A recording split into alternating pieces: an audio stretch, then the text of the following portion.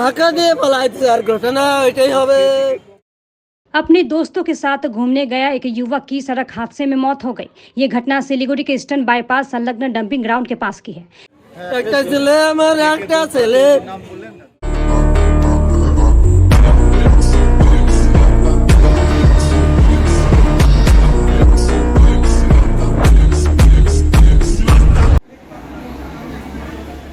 जानकारी के अनुसार बीते कल शाम एक बाइक पर सवार होकर 26 वर्षीय कृष्णदास अपने दो दोस्तों के साथ घूमने गया था।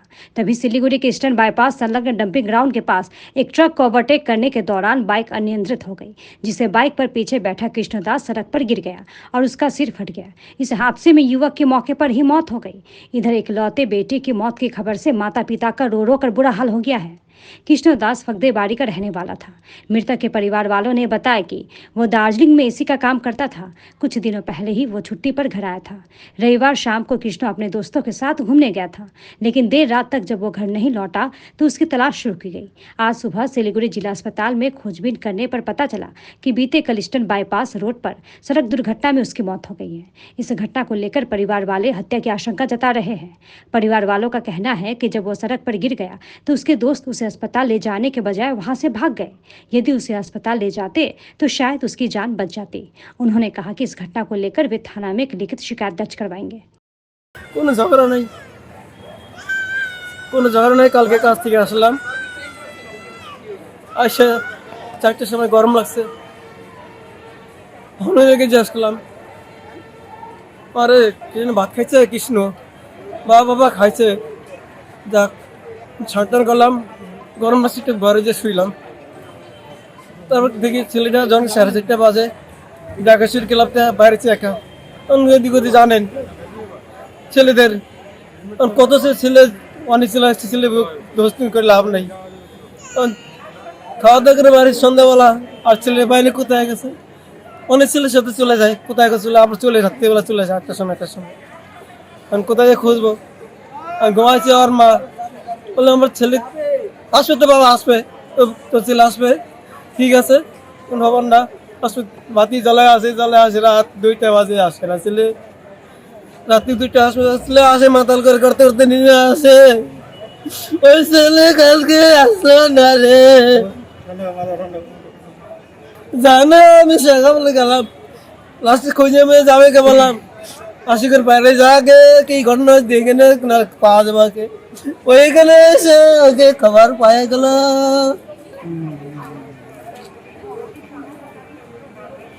আর কিছু মোবাইল ছিল না। একটা ছেলে কিছু বললো, আমার ছেলে কয়, একটা ছেলে কয় চাকরা গুলা ছেলে। আমার হচ্ছে কি অ্যাকচুয়ালি হচ্ছে মামাতো ভাই হয়, বাড়ির পাশেরই আমার, একদম লাগোয়া একদম আমার বাড়ি। ওর নাম হচ্ছে কৃষ্ণ দাস, বয়স 26। ঘটনা হচ্ছে যা বাড়ির সূত্রে যা জানা যাচ্ছে, কালকে বিকাল 4টা নাগাদ বাড়ির থেকে বেরিয়েছিল।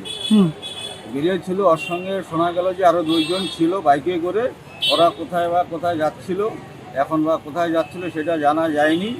তারপরে আমরা কালকে রাত্রির থেকে খোঁজাখুঁজির পরে আজকে সকাল 10টার সময় জানতে পারি যে এরকম একটা ছেলে ইস্টার্ন বাইপাসে অ্যাক্সিডেন্ট হয়েছে।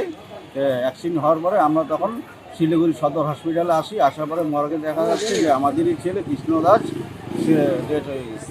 না, সেটা আমরা জানতে পারতেছি না, এখন কাদের সঙ্গে গেছিলো সেটা আমরা এখনও খোঁজখবর পাইনি।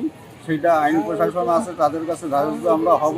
এখন আমরা হসপিটালে আসি, হসপিটালের কাজ করার পরে তারপরে আমরা থানায় যোগাযোগ করব যে এটা ওর নিজেই অ্যাক্সিডেন্টে মারা গেল না ওকে প্ল্যান মাফিক মারলো কেউ, সেটা আমরা প্রশাসনের কাছে দ্বারস্থ হব। ফ্যামিলিতে ওর বাবা আছে, মা আছে, কাকা আছে, জেঠু আছে, মামা আছে, সবাই আছে। একলাতেই ছেলে ছিল, এমনি বিল্ডিং কনস্ট্রাকশনেরই কাজ করতো। এখন তো শোচনীয় পরিস্থিতি, একদম মর্মান্তিক ঘটনা। এখন মনে করেন যে আর কি বলবো, বলার ভাষায় এখন বোঝাইতে পারতেছি না যে আমরা এখন মনে কোন অবস্থায় আছি, কোন সিচুয়েশনে আছি, আমরা এখন বোঝাইতে পারতেছি না। আমরা তো অবশ্যই এফআইআর করবো, হসপিটালের কাজ শেষ হবে, শেষ হওয়ার পরেই আমরা থানায় দ্বারস্থ হব, যে তদন্ত আমরা করব যে কীভাবে মারা গেল, কীভাবে কী ঘটনা হলো, সেটা আমরা ইস্টার্ন বাইপাসে সিসি ক্যামেরা ফুটেজটাও আমরা দেখবো যে ঘটনাটা কি, তদন্ত আমরা করবো, তদন্ত আমরা নেব। এমনি কার সঙ্গে কোনো ঝগড়া নাই, কোনো অশান্তি নাই, কেউ সঙ্গে কোনো কথা বলেও যায় নাই, বেরিয়েও যায় না। আমি কার সঙ্গে গেছে সেটা যে বলতে পারতেছি না, কার সঙ্গে ছিল বা কার সঙ্গে গেছে সেটা আমরা জানি না, বলতে পারছি না। লাস্ট গতকালকেই ওকে আমি বিকাল 4টার সময় আমি ওর বাড়ির সামনেই ওকে আমি দেখছি। কৃষ্ণ দাস, বয়স আছে 26, হকদের বাড়ি। বলতে পারছি না, ওর কাকা আসলে ও তো কালকে সানডে ছিল, ওর কাজও ছিল না, এই উপলক্ষে ও বিকেলবেলা ঘোরাঘুরি করছিল। দুজন বন্ধুর সাথে ইস্টার্ন বাইপাসে ও বাইক নিয়ে ঘুরতে গেছিলো। ওই ঘুরতে যাওয়ার সময় বিপত্তিটা ঘটেছে, এখন আমরা জানতে পারলাম। তবে কোন বন্ধুর সাথে গেছিলো সেটা আমরা এখনও জানি না।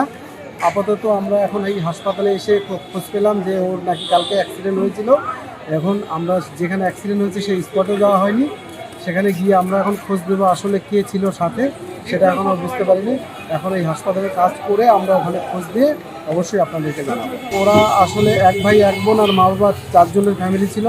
এখন তো একটাই ছেলে, একমাত্র ছেলে, কেউ মারা গেল। বয়স ওর 26 হবে। ও আসলে এসি মেশিন যে হয় ওর রিপেয়ারিংয়ের কাজ করতো। তো আমাদের আত্মীয় স্বজন বাড়ি যত আছে সমস্ত জায়গায় খোঁজ জানতে পারিনি। আজকে সকালেও আমাদের বাদবাকি যারা আত্মীয় আছে তাদের কাছে খোঁজ নিয়েছি এবং যাদের সাথে কন্ট্যাক্ট করা যায়নি তাদের বাড়িতে গেছি। ওর যে বন্ধুবান্ধব সার্কেল ছিল সেই সার্কেলের মধ্যে পুরো খোঁজ নেওয়ার পরেও পাইনি।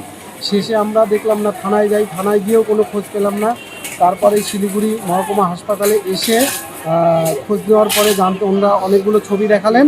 সেই ছবিগুলোর মধ্যে আমাদের কৃষ্ণ দাসের ছবিও দেখতে পাই। তখন আমরা শিওর হই হ্যাঁ এই অ্যাক্সিডেন্ট মারা গেছে, এবং পুলিশ হাসপাতাল থেকে জানায় যে ওরা ইস্টার্ন বাইপাসে অ্যাক্সিডেন্টের ফলে এই ঘটনাটা হয়েছে। আমরা তো জানলাম কিছুক্ষণ আগেই, এখনও কমপ্লেন করিনি। আগে ওর দেখি ওর হাসপাতালের ফর্মালিটি সব শেষ করে আমরা আমাদের লোকাল থানাতে অবশ্যই ডায়েরি করব এবং যা যা করণীয় সেটা করব।